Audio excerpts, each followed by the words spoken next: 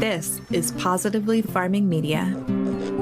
Right now is about the time that if you're not already planting potatoes, you will be soon if you are in the Northern Hemisphere. Potatoes are a cool season crop, and most varieties need between 60 and 120 days to mature. So that means getting them in the ground as soon as the soil can be worked and giving them the time they need to grow.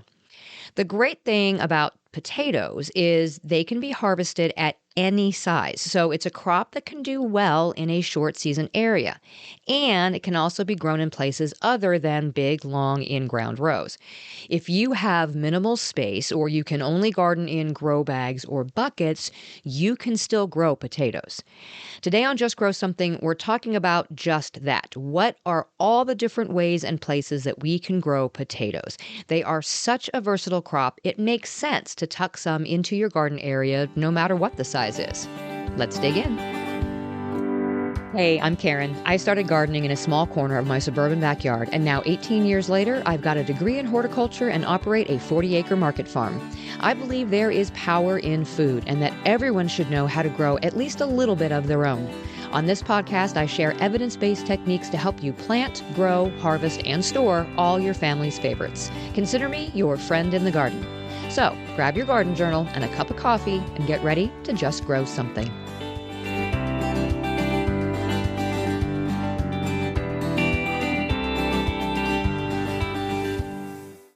Hey there! Did you know Baker's always gives you savings and rewards on top of our lower than low prices? And when you download the Baker's app, you'll enjoy over $500 in savings every week with digital coupons. And don't forget fuel points to help you save up to $1 per gallon at the pump.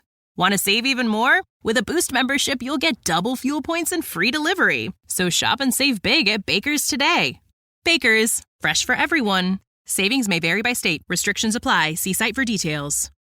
I am super happy to announce that the merch shop over on justgrowsomethingpodcast.com has finally reopened. If you're looking for a great way to support the show while also sporting some cool garden-related clothing, mugs, and more, that's the place to do it.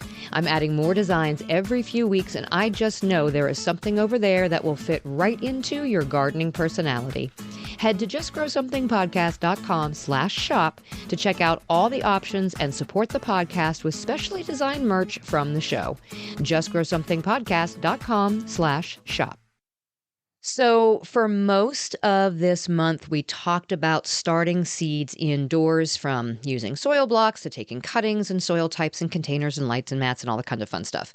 I am getting a lot of more specific questions right now through emails and DMs on topics that weren't really totally covered in those sort of general episodes. There's more information on my website if you use the search function, which will include episodes and articles and any videos that I've done. But I have also gone ahead and put together a slightly more comprehensive resource for you in the form of an ebook on successful indoor seed starting. So it goes into more details about the things that I'm getting questions about, like how damp the seed starting medium should be, or when to move the seedlings under the lights, or how close they should be to the lights, all those types of things. So it's completely free. And you can get it by going to justgrowsomethingpodcast.com/seedbook, SEEDBOOK, seedbook. And hopefully that will answer some of the additional questions that you may have about starting your own seeds. I know it is super frustrating when you feel like you've done all the things right and followed the instructions, and your little seedlings either die or they fall over or they fail to thrive or get a fungal disease or whatever. So download the ebook, and if you've got more questions, you know I'm always more than happy to help. justgrowsomethingpodcast.com/seedbook, and I will put that link in the episode description. And along the lines of questions, don't forget about the question of the month. I've gotten some intriguing responses after mentioning last week that I hadn't received any, and so I am anxious to hear from you. The February question of the month is, what is your most successful crop and why? This could be a specific variety of something, the plant you love the most, the crop that does the best for you, whatever you consider your most successful crop. Send me an email, post in the Facebook group, send me a DM. This is your final week to get me your answer, and I will share all the responses with you next week. All right, what kinds of ways can we be planting potatoes? If you want the full details about growing potatoes in one of my more traditional full crop formats with very specific growing details, including info on seed potatoes and how to prep them and the water and nutrients, harvest storage, all of that stuff, then head to episode 135. I will link to that in the show notes. That's my original full episode on this topic. An edited version was also replayed in December at some point too, so you can likely find it that way. This episode, we are just focusing on the different locations and techniques for growing potatoes. I mentioned in the intro that most potato varieties need between 60 and 120 days to mature. The thing that makes these guys so versatile is you can pick them young for baby potatoes. You can let them mature to very large potatoes that are also suitable for storage, or you can harvest them anywhere in between. So if you live in a short season climate with very few frost-free days, you can still grow potatoes. This also means you can grow potatoes just about anywhere. Regardless of which method you choose, just be sure to pick a sunny location. Potatoes need a minimum of 6 hours of light per day to really develop. 8 hours is better. We'll also talk about some indoor growing methods as well that changes the light requirement just a little bit. But to start with, let's start with the traditional in-ground method of growing.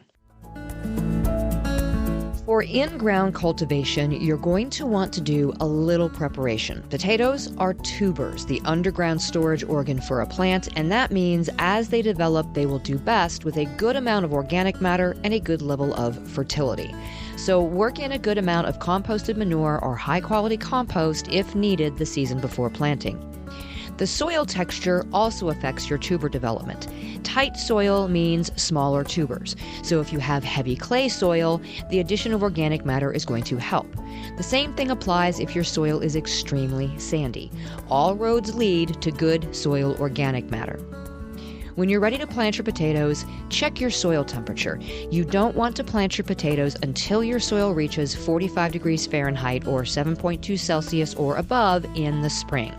You want them in early enough that they'll put on most of their green growth when your air temperatures are no higher than 70 degrees Fahrenheit or 21 Celsius on average. But you don't want them in too early or they'll sit too long in the soil without sprouting and potentially rot. So when you plant your potatoes is going to depend on your region. Cool soil is fine, but cold and wet is not. When putting the potatoes in the ground, plant seed pieces cut side down 10 to 12 inches apart or 25.5 to 35.5 centimeters in trenches that are about 3 feet or just shy of a meter apart.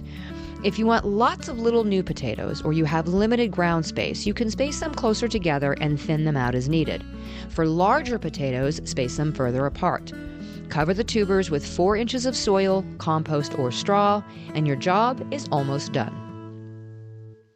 I say almost done because there's this thing about hilling potatoes. I was taught that you mounded the soil up around your potato plants to encourage more tubers.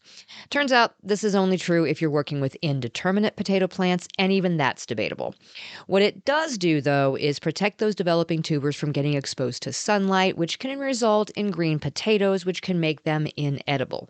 So mounding the soil or pushing compost or straw up around the stem of your developing plant also helps keeping weeds away from the area where those tubers are growing. So if you plant deep enough from the beginning, you may not need to mound around your plants. If you do opt to hill them, start when the plant's stems are about a foot tall, and then you can do it once or twice more during the growing season. At the end of the season, you'll likely have hilled about 6 to 8 inches of soil in total all along the plants if you do this 3 times. Or do what I do, which is hill them up once and then just let them be. I do not have time to go back and re-hill my potatoes multiple times.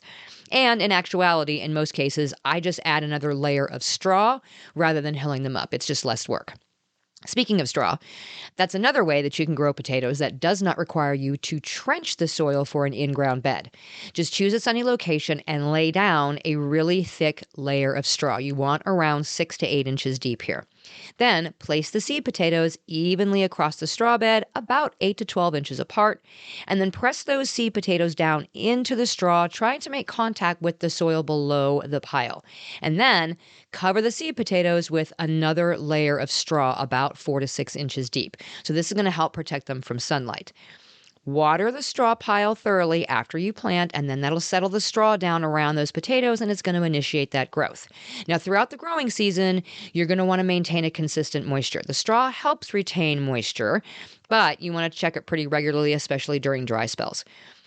While the straw does provide some nutrients because it's going to break down across the season, you would likely are going to have to supplement with some sort of a balanced fertilizer, usually right at planting time, and then doing another side dressing of compost or an organic fertilizer of some sort mid-season is also going to boost that plant growth a little bit. And that's it. That's all it takes. So think about how easy it is to just dig into that pile of straw after the plants start to die back and just pull out your potatoes. No digging required. And as a bonus, the soil underneath all that straw will be reaping the benefits of the decomposing matter, and it will be nice and fertile and very likely easy to work with the next season without a whole lot of work. So this is a really good technique that may also serve to prepare a garden bed for you the next year without as much of the backbreaking work.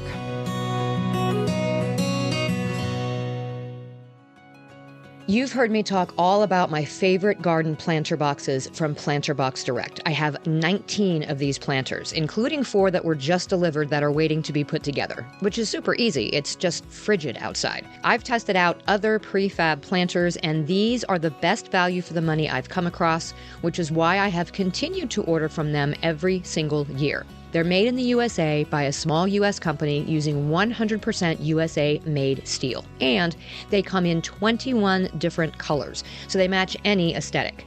As a listener of Just Grow Something, you can now, finally, save on these planters while supporting this podcast. I've been working on this for like 3 years. Go to planterboxdirect.com and use code JustGrow10 at checkout, and you'll save 10% off your order, plus get free shipping, which is kind of a big deal when you're shipping, steel. Get my favorite planter boxes for your own garden this year using code JustGrow10 at planterboxdirect.com. The link is in the show notes. Now that we've covered ways to grow potatoes in the ground or above the ground with the straw beds, let's talk about container growing, techniques suitable for small gardens, indoor growing, and solutions for shorter growing seasons. So first, let's talk about potatoes in pots. What we're looking for when we do potatoes in containers are sturdy, large containers, preferably with something that's around 10 to 15 gallons of volume. This allows enough room for the potato plants to grow and produce those tubers. So this includes things like grow bags or large plastic or ceramic pots or even repurposed barrels, any other container you have on hand. Just be sure you've got drainage. I remember talking way back when with my friend Caitlin from the Rural Woman podcast about her potato tub. This was an old bathtub that she found on the farm, and she used it to grow potatoes.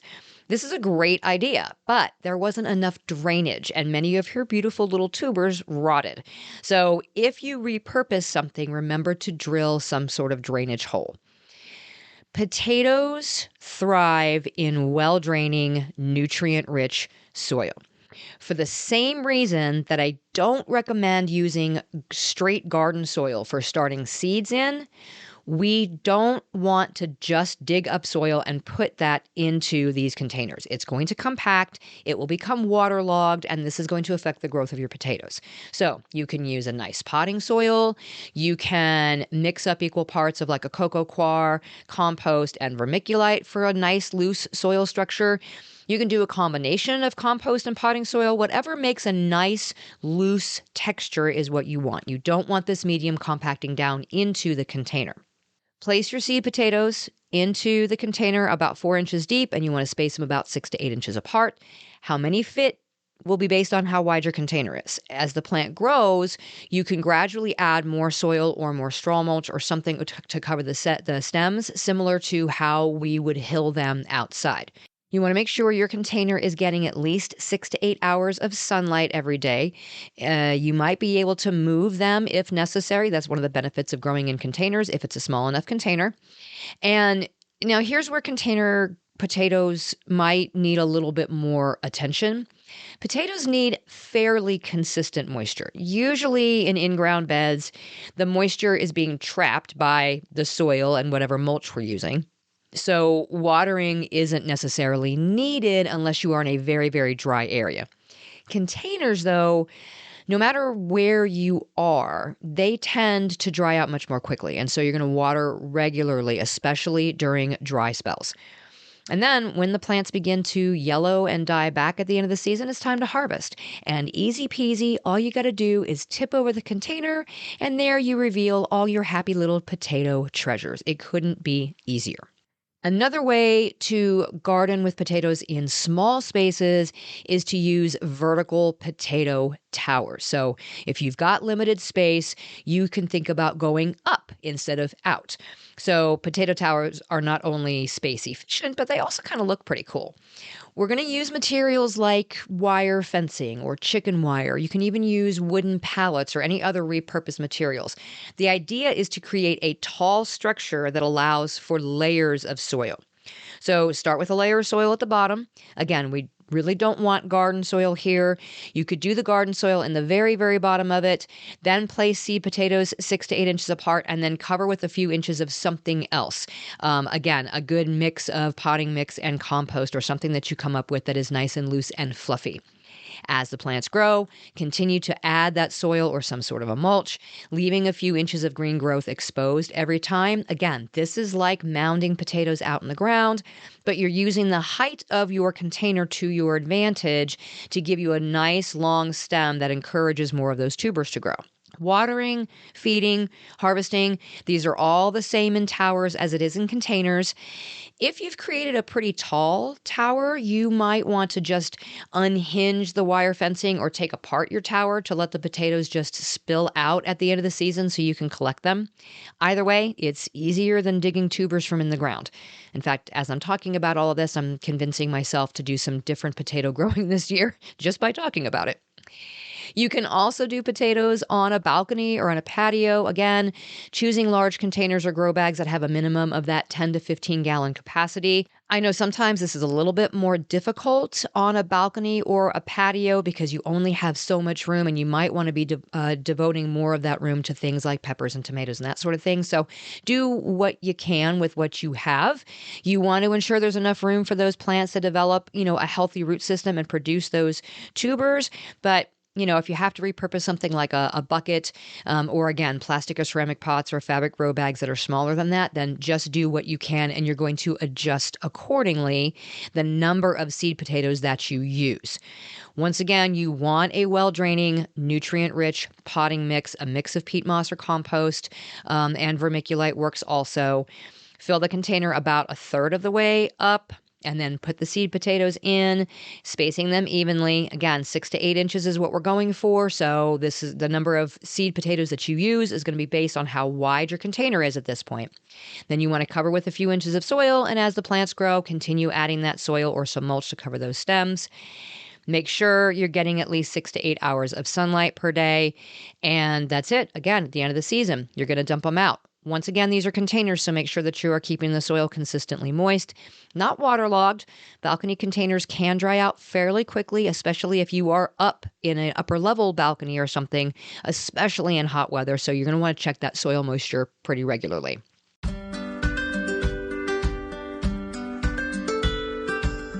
And I mentioned growing potatoes indoors. Yes, you can grow potatoes in containers indoors, provided that you can provide the necessary conditions for their growth. So once again, the largest container that you can manage. I know this is much harder when you are doing things indoors, especially when you are looking at drainage. So if what you can manage is a 5-gallon bucket with some drain holes in the bottom, placed on top of some place for the water to drain, then that's fine. Just don't plant as many seed potatoes in it. Once again, and probably even more specifically here, a loose, well-draining potting mix is ideal. This is a little different than outdoor containers because we're trying to avoid too much of an actual soil component in the mix. We want to avoid it staying too waterlogged. We also are trying to avoid things that like to grow in that soil like fungus gnats because you're going to be inside. So a very well-draining potting mix is probably going to be your best bet here rather than bringing in compost or any type of garden soil. Plant your potatoes in your container evenly, again, 6 to 8 inches apart. Cover a few inches with a few inches of soil. Do the same thing as you would with your outdoor containers. The difference here is going to be the amount of light that they get. They need plenty of light to grow indoors, more so than the direct light that they would get outside. So where we normally say 6 to 8 hours of direct light outside, you're going to look for using your grow lights for about 12 to 14 hours of light per day. You can mitigate some of this by placing your containers near a south-facing window and then just using some supplemental light, or you can just do your indoor grow lights for the full 12 to 14 hours a day. We're looking mainly for vegetative growth here, so lights in the 5,000 Kelvin or above range would be fine. If you can use full spectrum bulbs, even better, because the potatoes are going to try to flower and they need a little bit of a different light range when doing so. But a general daylight bulb is fine if that's all you have. Literally what you would use for the seed starting is the same thing that you can use for growing your potatoes. You just want the right number of light hours per day. And then think about where you're going to put them indoors. Remember that potatoes prefer cool temperatures. So ideally, you're looking at an ambient air temperature between 60 and 70 degrees Fahrenheit or 15 to 21 Celsius. This is usually slightly cooler than most people keep their homes. So you're going to avoid placing them in areas where you're going to get those sort of extreme temperature fluctuations, like near your air vent for your air conditioning or your heat. Put it in a corner somewhere where it's away from those vents. You can actually put it over in a corner that's closer to a window. So if you open the window and you get some air coming in, that would actually help as well. You do want to keep the soil consistently moist, but not waterlogged.